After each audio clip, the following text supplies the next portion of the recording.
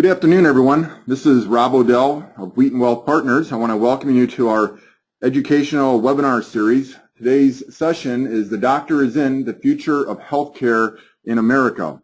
I'm sitting in our Naples, Florida office with Dr. Richard Kravis on a nice, warm, sunny day. I hope it's as warm where you are as where we are today.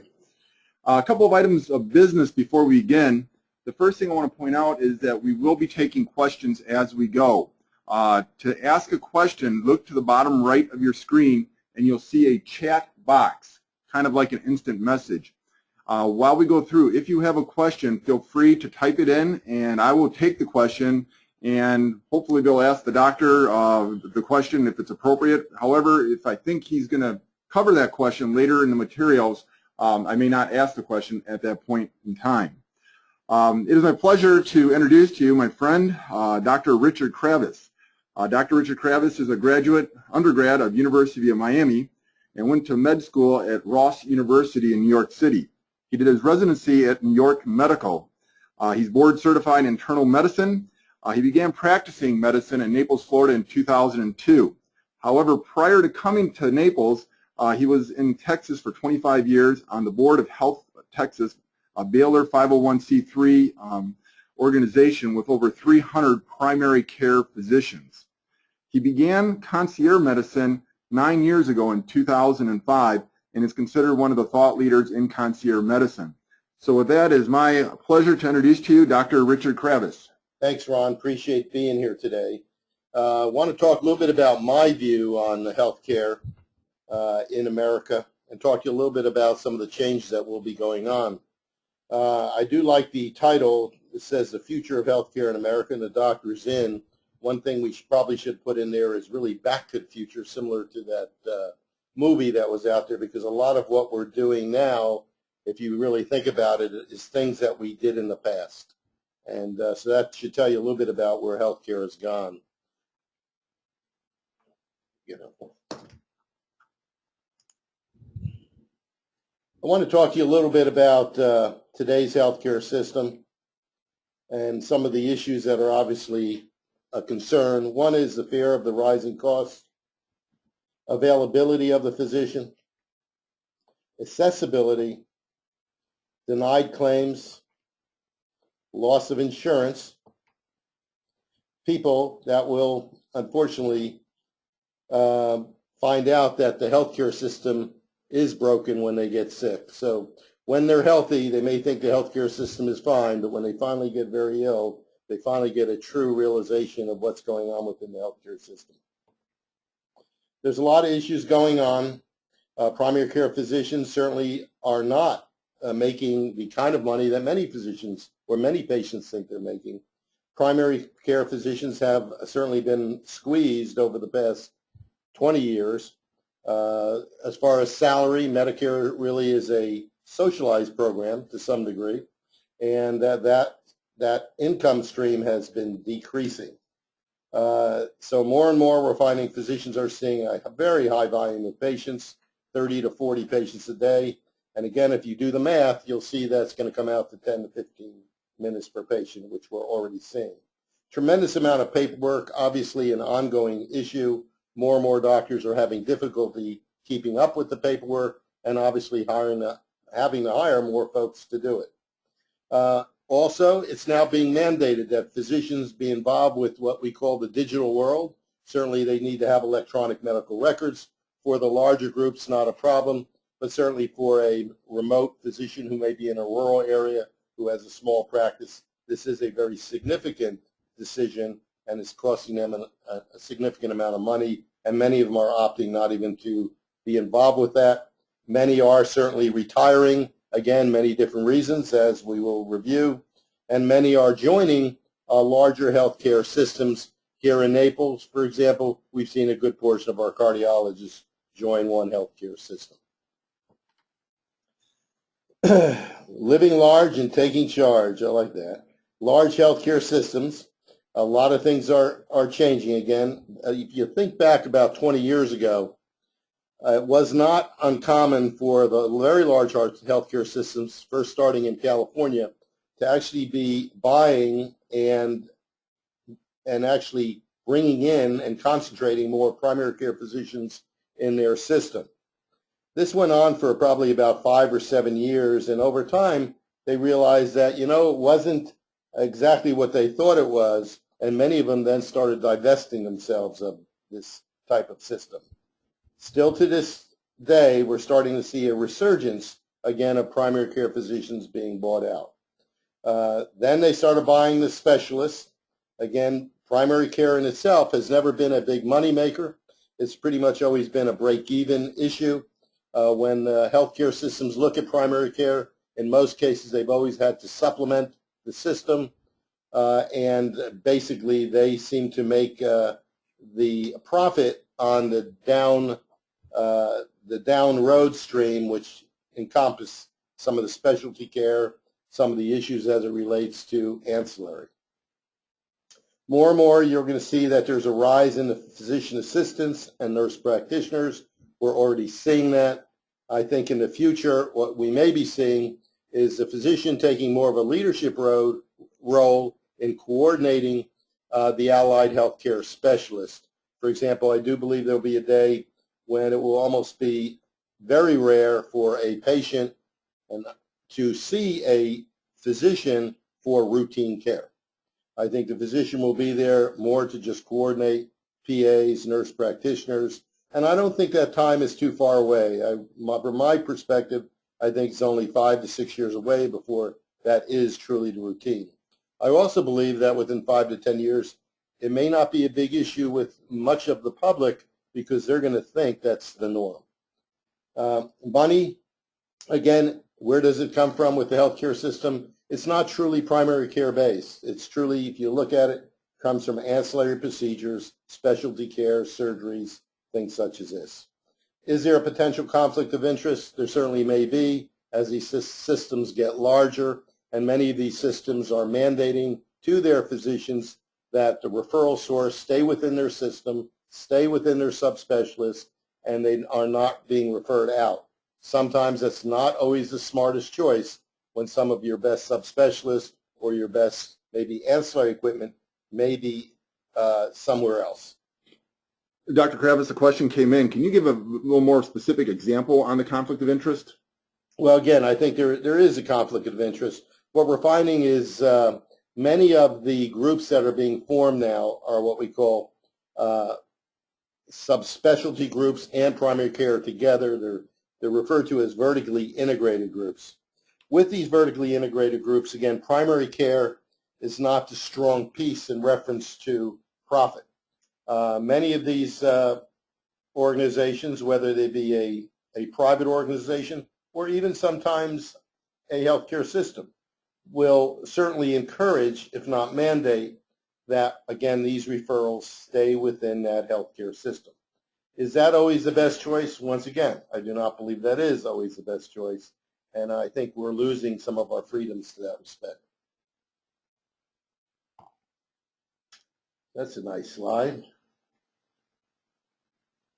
This is going to hurt. This just may hurt. And a great quote by Ronald Reagan: government does not solve problems, it subsidizes them. Some of the problems with Obamacare as it's progressing: canceled existing insurance, higher premiums, paying coverage on services that one does not need, denied claims, loss of primary care physician, which I believe was a promise, but doesn't look like that's going to take place. And we don't know for sure if denied claims will happen, but the big question is, can the back engine? That's exactly. I mean, is the back end in place? Will there be problems? Will there be folks coming into emergency rooms finding out that there are denials? And if it's like the front engine, right, there will be. Loss of primary care physician. That is a big issue. We're going to be losing a lot of primary care physicians. And on top of that, we're going to also be losing a lot of our great institutions like the Mayo Clinic, Cleveland Clinic, and many other good tertiary care facilities who will not be part of the system. Cybersecurity still remains to be known, but what it looks like at this point, it's not the most secure system in the world. Accessibility of needed services, older doctors opt for early retirement. And I can interject on that one. I have a number of clients that are physicians, very good physicians in their late 50s and early 60s, and they're already making plans for retirement in lieu of the new healthcare law, which is a real shame because it adds more stress to the rest of the system. Yeah, actually, with that same note, if you really look at what's going on from that perspective, the American Medical Colleges probably estimates that there's going to be 92,000 physicians as far as needed physicians or a shortage by 2020. That's a significant amount of physicians. Now, you may say to yourself, well, that we can fix that. We'll just have to get more medical students and train more residents. Well, again, they've looked at it and they're saying it's absolutely impossible for that to occur. You can't make a doctor in 4 years or 5 years. And the way it looks is that, again, we're going to have to be depending on more of the allied healthcare folks with physicians, the ones who are still around, doing primary care, actually working more in a leadership role.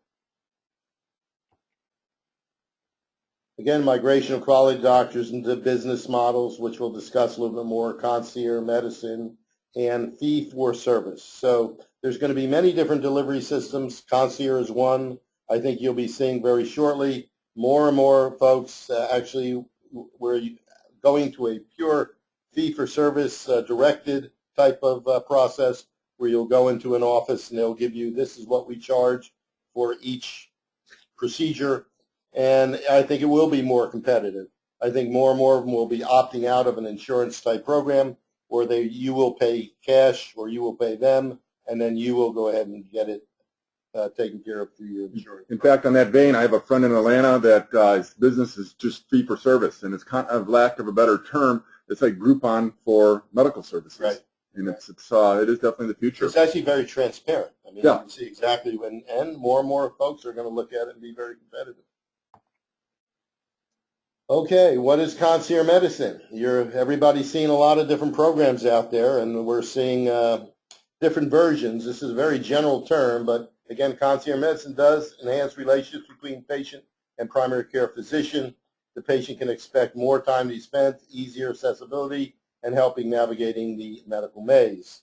Now, when we use this term concierge medicine, it is a very general term, and what you're going to see throughout the country are many different versions or flavors of this program. Many of these programs are not true concierge programs or what we call hybrid programs. In other words, these are physicians who still manage a driven type of practice, a volume-driven practice, but have just lowered the volume a bit, and they have a certain amount of patients that they consider to be more of a concierge type patient.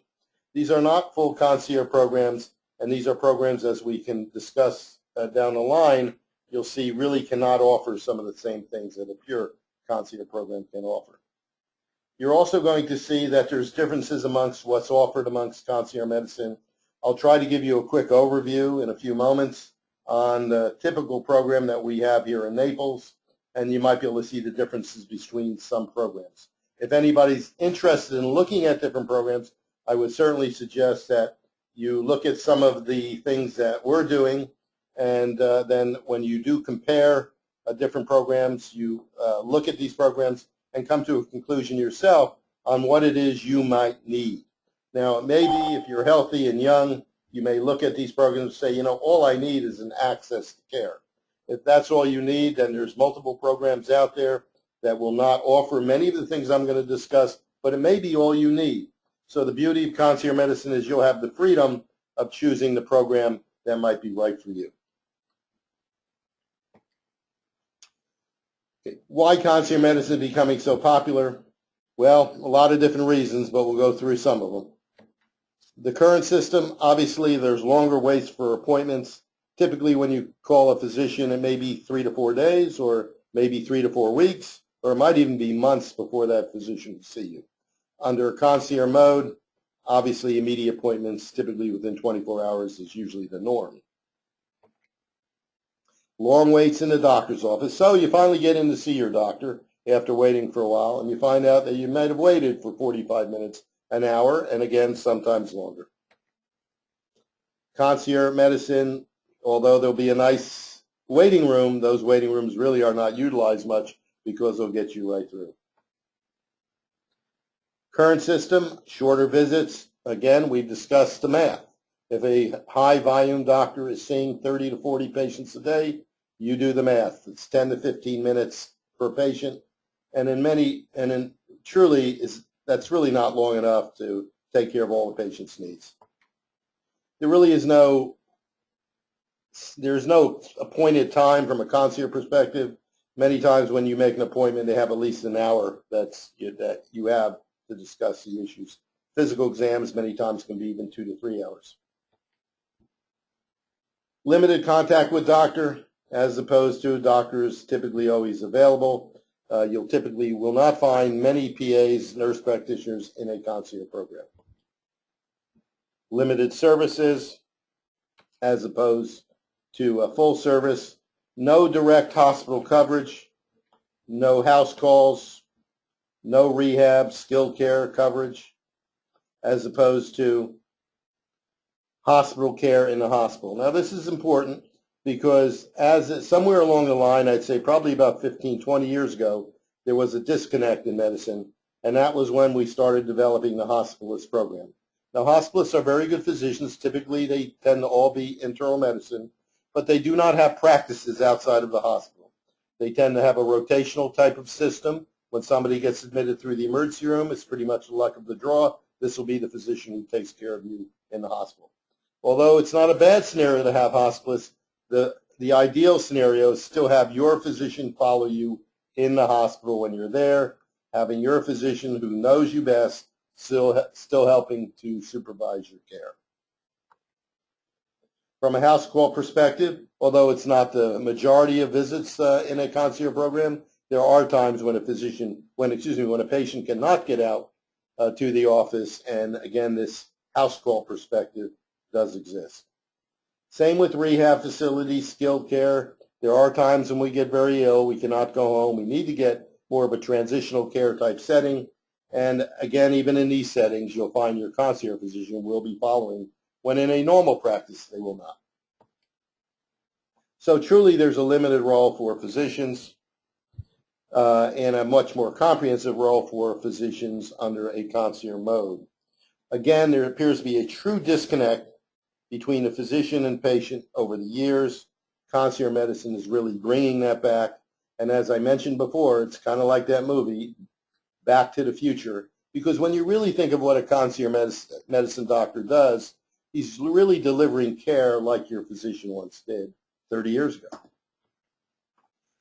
One of the hallmarks of a good concierge program that everyone should certainly look for is the comprehensive annual physical.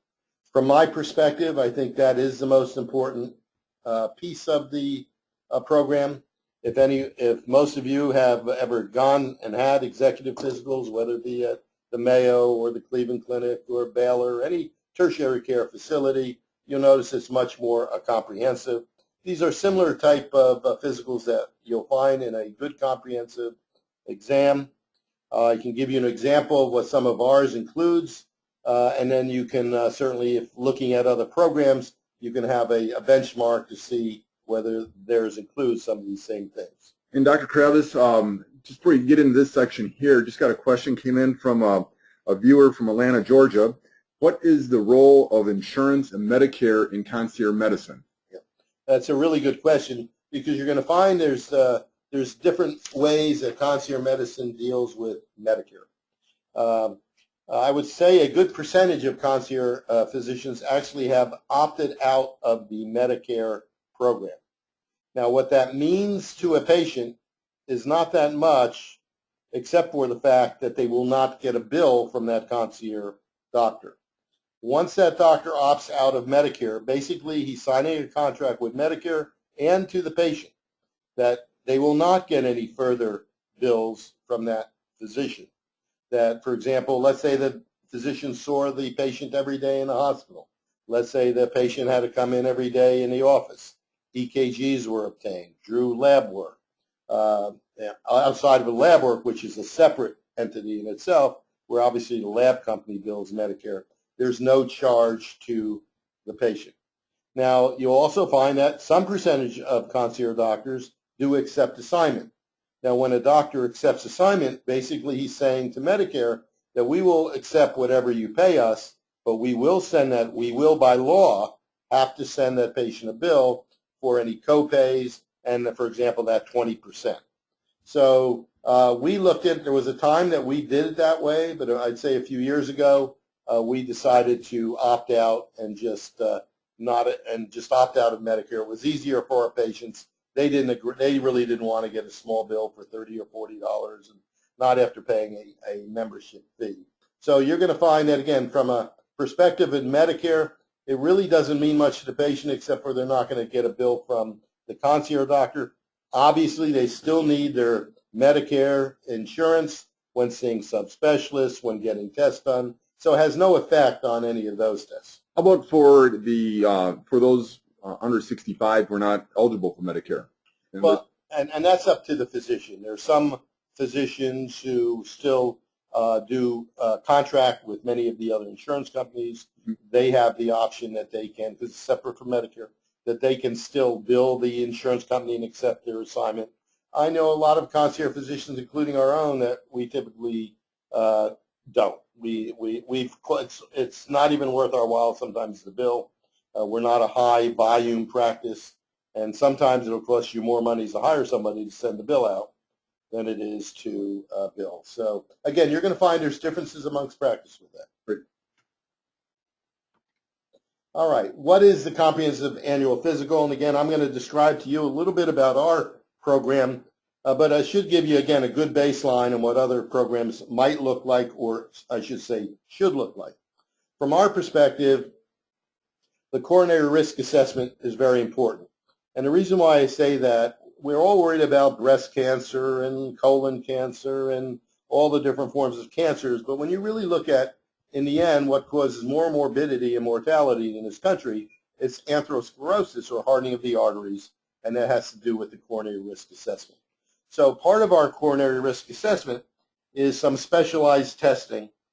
We obviously do complete lipid profiles, as most doctors would do, but again, our profiles are a little bit different. We do send our lab work to the Cleveland Clinic, and the reason we send our lab work to the Cleveland Clinic, they're the only place right now in the country where you can get certain inflammatory markers.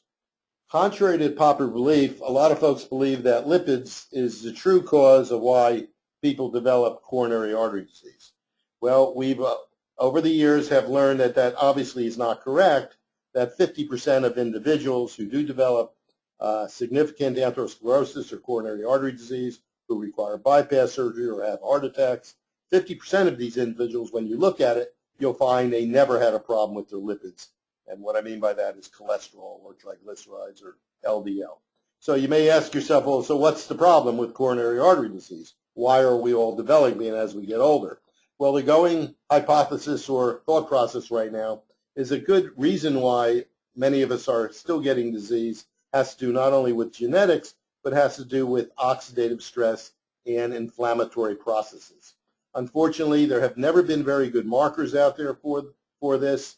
Recently, they have been some new markers that are coming out. The place where you can get these markers is through the Cleveland Clinic.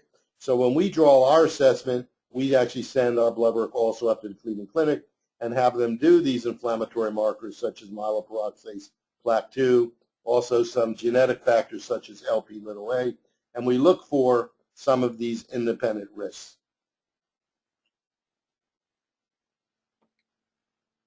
One of the other things that we do in our practice, and again, not all practices do it, but again, is something to consider.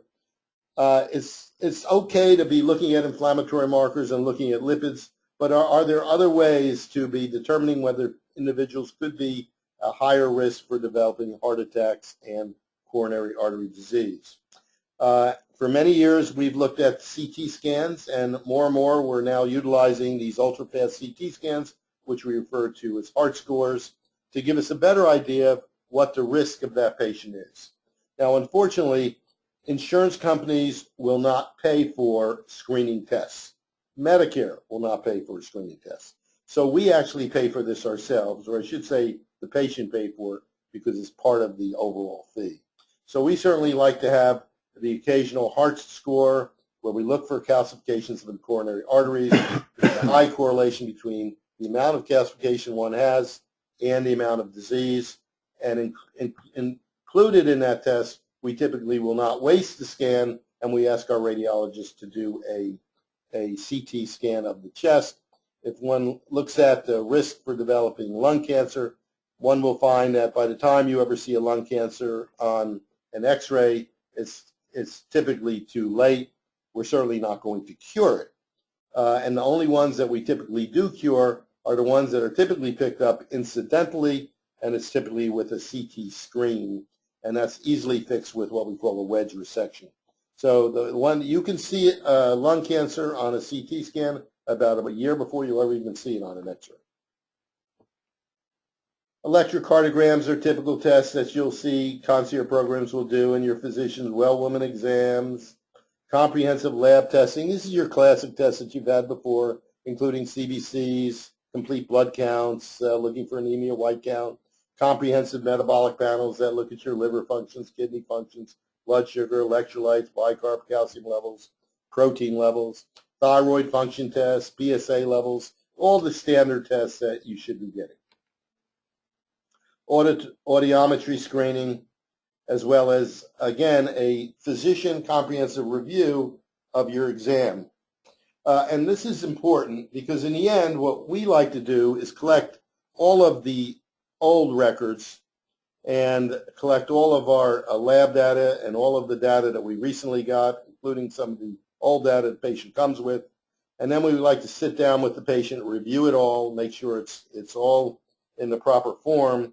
And then we give an assessment of plan. Classically, it's anywhere between 6 to 10 page typewritten report, which really outlines all of the problems and, again, our assessment. Now, over the years, we've gone one step further. We realized that a lot of our patients were not just carrying the booklet with them, although it's not a bad idea when seeing a subspecialist. So we developed a software program which we actually put on a key fob. And that enables our patients to be able to carry all of their medical records with them on their keychain. It is totally secure. It's encrypted, password coded, and it's not internet-based, which we feel is probably the best way to go. As far as memory, it has enough memory that one can even put copies of the actual scans on these key fobs. Question from Naples here. When doing the annual physical, how many times do you find things early on that you're able to either extend or save someone's life because you find them early versus if they're not going this thorough of an exam? Actually, I think that happens in a good portion of the cases where when doing those more extensive physical exams, looking at the inflammatory markers, you're able to identify individuals who might have coronary artery disease that you would never have known it. Let me give you another example. In the past, the classic way we would look for coronary artery disease was to do a stress test. Now, a stress test is still an excellent test and should still be considered one of the best functional tests that we have. But the big myth about stress testing is that if you pass your stress test, you do not have coronary artery disease. That's totally false. Even with the best stress tests that we have out there, these are, for example, MyoView stress tests, nuclear stress tests, they truly don't tell you whether or not you have coronary artery disease. What they're telling you is whether or not you may have a high-grade blockage, a blockage greater than 75%. I can't tell you how many patients have just undergone stress tests with cardiologists or other physicians. We do a little more extensive workup with our heart scores and sometimes CT angiography. And what we find is that they do have extensive disease, but they just didn't trigger on a stress test. It is certainly feasible that you can have a 60% blockage in every coronary artery, and you will pass a nuclear stress test every day of the week. So remember, stress tests are not that perfect, and even then, they're only 92% good. They're wrong about 8% of the time. So again, we do believe with some of the newer technologies, it is feasible to get disease earlier. The same thing applies to the scans of the chest. Last year alone, we probably picked up 3 or 4 lung cancers, and were picked up incidentally when we found the nodule of the lung that then led to a further assessment. Now, with all that said, it's all just not perfect because there are some pitfalls that occur when doing some types of screens like this. If one is going to do these types of high-powered CT scans, we're looking at the chest and coronary arteries, many times it is certainly possible that we may actually pick up incidental benign nodules. And to be quite honest with you, I think in our population, we're probably seeing 15 to 20% of our scans sometimes can find a benign nodule. Sometimes when we do a scan, we might find a benign renal cyst or a benign hepatic cyst or a nodule of the lung. Unless there's an old CT to go by, sometimes it does require us to be doing further follow-up with ongoing CTs. So yes, it sometimes does put an increased burden on the healthcare system. And that is the reason why I think when the AMA's position on it was, even though the technology is out there, we probably shouldn't be doing it on the general population. In our case, again, we do it from a cardiac perspective, and we just don't like to waste the scan, and we pick up multiple diseases that we wouldn't have found.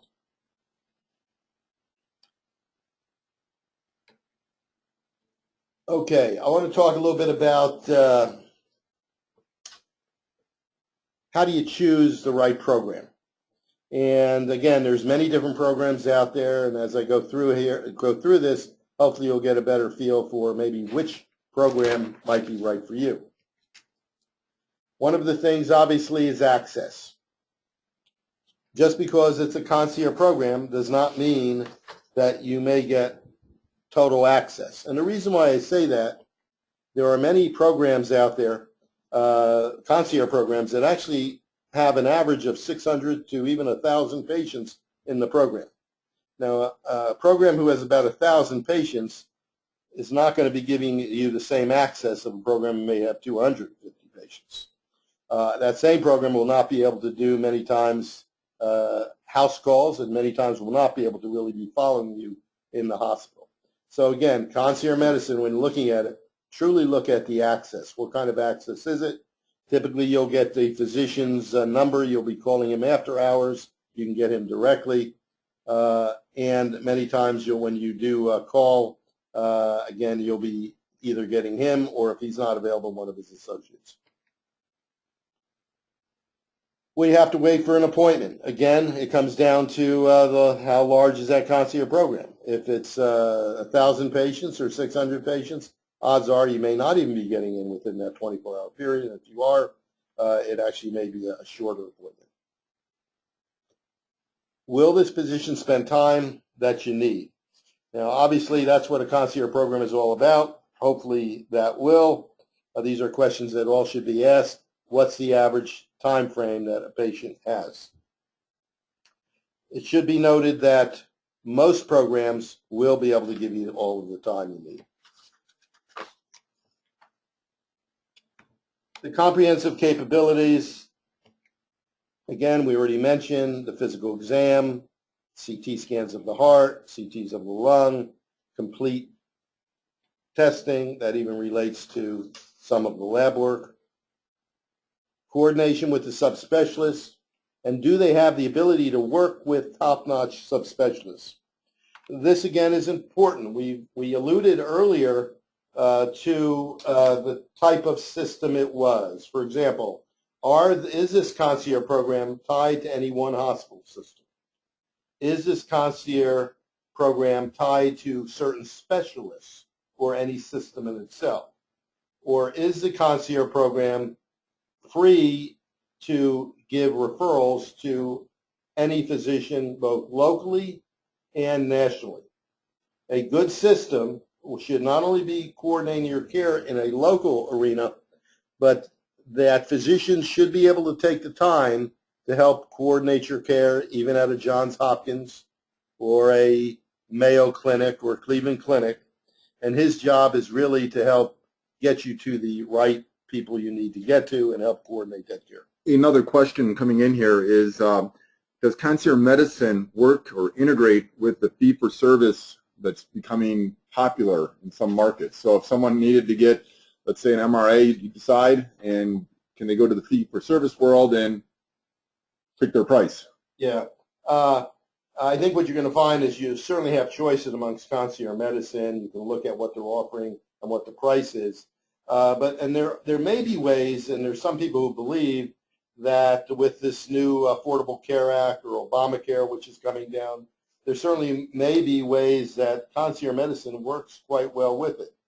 For example, should that patient maybe choose a less comprehensive plan with a higher deductible and a lower premium? Some people suggest that with the extra time that concierge medicine is spending with the patient and offering regular tests and screening that concierge medicine does, that's typically included, and a philosophical suggestion that when emergencies do occur, the concierge physician will be able to coordinate the care across multiple providers and facilities, that this may eliminate expenses to always be going to the ER and urgent care centers. So therefore, one can suggest that maybe you don't need that higher plan, and there is ways that you can coordinate the two.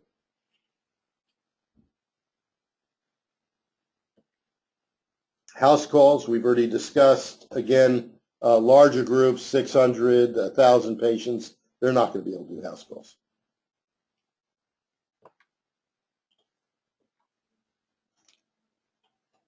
Okay. This is an interesting question that should certainly be asked amongst any concierge program, is can they be helpful when it comes to a personal or family medical crisis? Does the physician act as your advocate to help manage this crisis? And again, I'm not going to say it's like that nice picture you had of Dr. Welby earlier on. I don't think it's quite like that, but there are things that we've done and things that other programs have done to try to help out families. We know, for example, in the Naples area, getting in to see primary care physician is very difficult. It's not only difficult from a internal medicine perspective, but it's also difficult from a pediatric perspective. Now, one of the major issues that affected our patients, since I'm an internist and take care of older folks, I don't see children, is that we needed a way to support our families during a crisis when they had their grandchildren visiting, they got ill, or they were having a problem. Because in the past, what we had to do is we just had to refer them over to the emergency rooms and refer them over to an urgent care clinic, which was always not the best scenario when somebody needs to just get health care. What we've done to manage that, we actually are members of a pediatric concierge program. So when our patients' grandchildren happen to be visiting, they're not feeling well, they can call us. Since we are members of a pediatric concierge program, we will call them, and that pediatrician will treat them like a concierge member. So there are things that doctors can do to help as an advocate, and we try to do our best as time goes on. You have access to personal health coordinator who can assist in scheduling appointments, prescriptions, facilitation, insurance claims filing. Firstly, from an insurance claim filing, there isn't that much, so it's not a big issue, and yes, most programs can certainly do that. But this is a very good part of any concierge program. One of the questions that you should be asked is, who makes the appointment? Where do I get my lab work done? And how do I pick something up from one area and get it to another area? Again, some programs, they kind of leave that up to the patient to take care of. There are many concierge programs that when you need lab work, they'll go ahead and give you a prescription. You go to Quest or LabCorp, and you get your lab work drawn. In Naples, at least our patients, that's not the best mode. And so we developed a system where if our patients need to get lab work drawn, whether I ordered the lab work or whether a subspecialist ordered the lab work, that patient can come into our office. We will draw the lab work in our office so they're not having to wait. And then that lab will be sent directly to that subspecialist, and we will certainly also get a copy. So we actually function as a draw station for all the national labs, and many other concierge programs will do that. I think that's an important piece, and the reason for it, when patients sign up for a concierge program, they really don't want to be going on a treasure hunt and going down the Quest. And again, if you don't hit it right, sometimes it can be an hour, 2 hours just waiting in line to get your lab work drawn. So many of our patients' time is of the essence, and so we still do that for our patients. Same thing when it comes to prescription facilitation, same thing when it comes to scheduling appointments. We always tell our patients that they're welcome to make their own appointments. But we have found that we typically can kind of expedite things or do a little better job when our coordinators do it for our patients. So the only thing we would typically ask our patients is to tell us give us some good dates that may be good for you, and then we do our best to try to facilitate those appointments. So we try to take some of the workout, some of the work that's involved in the healthcare system. Some of the other questions again: who is a physician? Is a doctor an internist? Is a doctor a family practitioner? Now, there may be times where really family practice may be the way to go. If it's a very young patient who may have a lot of children in his family, that may be a better alternative than seeing an internal medicine physician. Most of our patients are probably in the 60s, 70s. That's our average age. And so, again, we're internal medicine. There is a difference between internal medicine and family practice. Internal medicine takes care of just adult medicine. The other question you have to ask yourself is that doctor board certified? Now, there's very good doctors out there who are not board certified. But unfortunately, in this day and age, board certification is very important. Without board certification, that physician cannot get privileges at most hospitals. Now, if that doctor is going to be following you, he has to have privileges. It has to be board certified to have privileges. So always make sure that he does have privileges, because that can have a direct effect on whether he's truly able to follow you in the hospital. A question just came in. Can you define board certified? Yes. Board certification, after a physician finishes a so-called residency program, let's say for internal medicine, after he gets out of medical school, he does 3 years in a hospital setting, just doing a residency, taking care of more sicker patients. At that point, the doctor can just go into practice. He has a license. He can do everything he would typically need to do, and does not have to sit for what we call the boards. It's a pretty extensive test where the doctor's own peers have come up with what they consider a very comprehensive test to determine which physicians have gone the extra mile and can pass these tests. So it's both clinical questions and both questions that relate to basic care that these physicians need to pass. Now, there's many different boards. Internal medicine would be your primary care board, but there are other boards too that that doctor may have. Again, at least having one of the boards is important. I have found over the years that having the boards is not just something that a physician should do for himself, but it's also something that really does help the patients out. It keeps that physician up on things. The ability to have to continue to take these boards is critical. And so from my perspective, I've always kept the boards in internal medicine. I've kept the boards in alternative medicine, including the American Board of Integrated Holistic Medicine and the American Board of Regenerative Medicine, as far as the American Board of Quality Assurance. So board certification is not mandatory, but it certainly is quite helpful. I've just had a question come in from a person who's very healthy. I know that. How does they have a strong, this person who's asking a question has a very holistic view of health. They take extra steps for fitness and nutrition. How does that holistic view, and I guess not just preventative, but lifestyle, fit into your program, and maybe a bigger question with your philosophy of medicine? Well, again, I think those are good questions to ask your physician. Some physicians are very orthodox in nature. When I say orthodox in nature, they truly follow the orthodoxy and are not very interested many times in Eastern medicine and some of the integrated modalities of medicine. But more and more, you're going to be finding and seeing that the American Board of Integrated Holistic Medicine is getting larger and larger. There are now 20 residency programs in the country where physicians are coming out of medical school and opting to get their boards in alternative, or I should say integrated holistic medicine.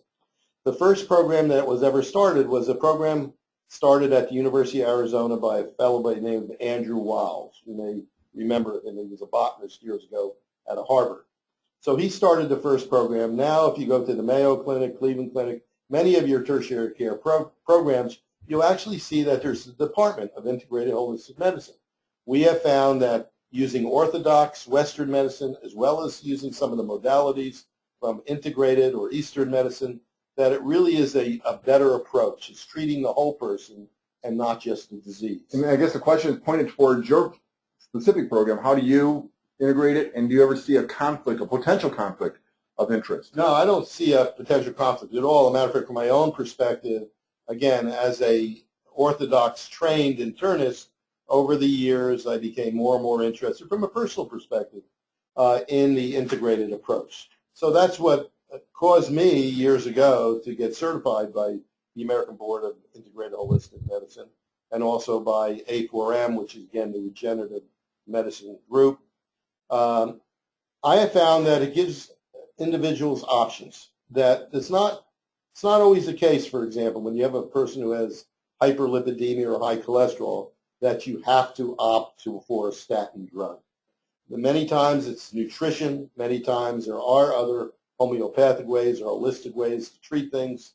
So medicines are still important in the realm, but you have to look at the whole picture, and many times good nutrition and proper holistic alternative medical therapy is just as good. As a matter of fact, I think it was Hippocrates who years ago said the best physician is a physician who truly understands nutrition and herbs, because what you eat is medicine.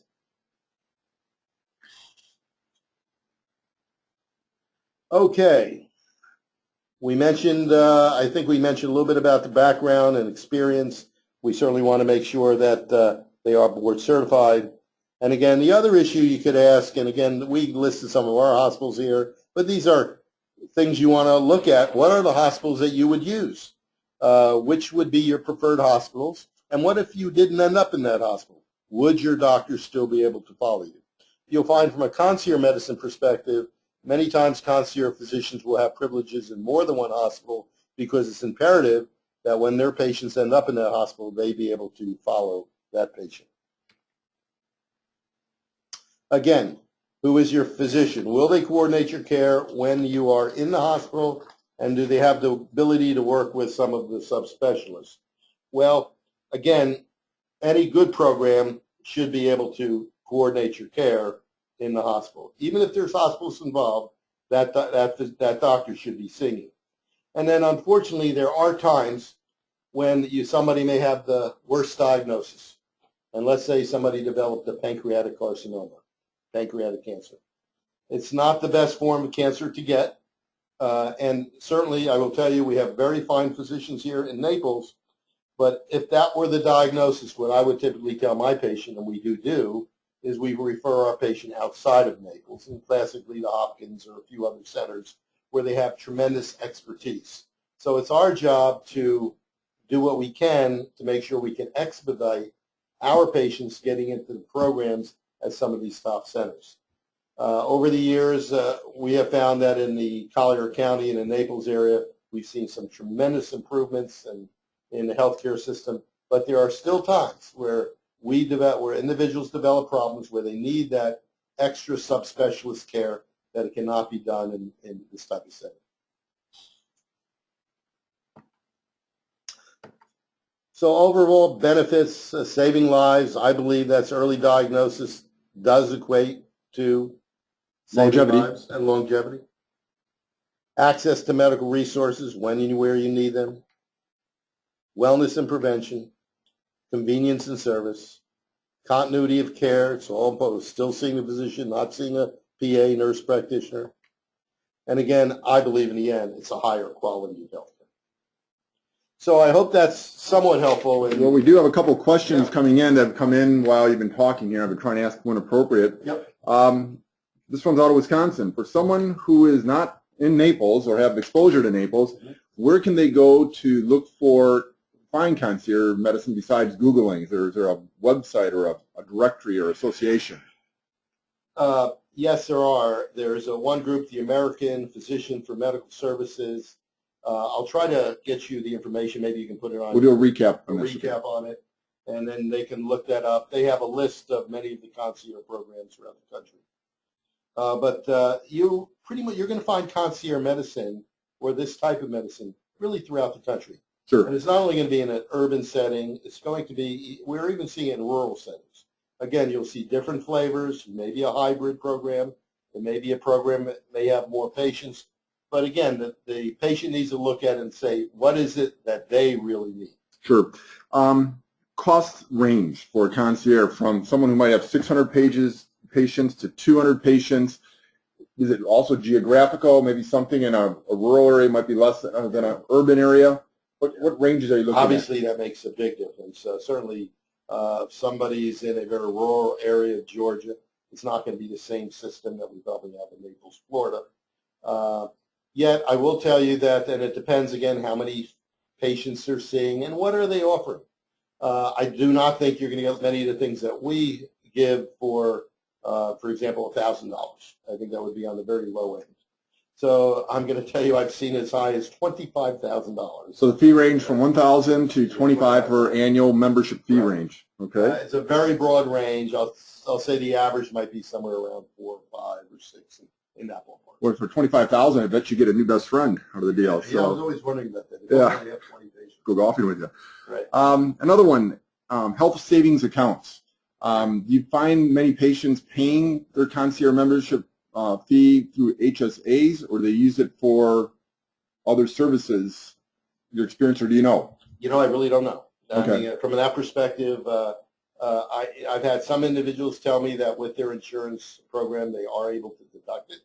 Mm-hmm. I don't know what kind of program they have, but obviously that's a question that needs to be brought up with folks like you, accounting departments, and looking at the laws right. for the state. So I've seen the same issues in reference to folks who are moving from, for example, California or New York or New Jersey. I think it's very important that when these patients do make their move and come down to Naples, that they truly not only make sure they're established in reference to all their financial issues down here, but we do become their predominant place where they do healthcare, because it's my understanding, and even you can answer this more than anybody else, but it's my understanding that obviously with the tax laws, that they're looking at some of those things. Absolutely, they are. It's big. This is one that I can help chime in on this question. Does concierge medicine reduce the need for long-term care insurance plans? And do you have patients now who fail to do 2 of the 6 activities of daily living? I don't think it's really going to change that. I don't think it's going to make a big change. And when a patient gets to a point where he can't do 2 of the 3 activities of daily living, 6 actually, yeah. Then at that point, that patient, the concierge program is certainly nice to have, but he's still going to need that long-term insurance. Right, long-term care. I would agree fully on that. It's definitely not. It's nice to have both. Yeah, nice to have both. Exactly. I would agree. Long-term, it does not replace long-term care insurance at all. In fact, our most recent newsletter dealt with long-term care insurance and on several levels, including the tax benefits. So if you do not receive our newsletter, please go to our website and you can sign up for it. And you can also download the current one, which is on long-term care insurance. The previous one was on concierge medicine.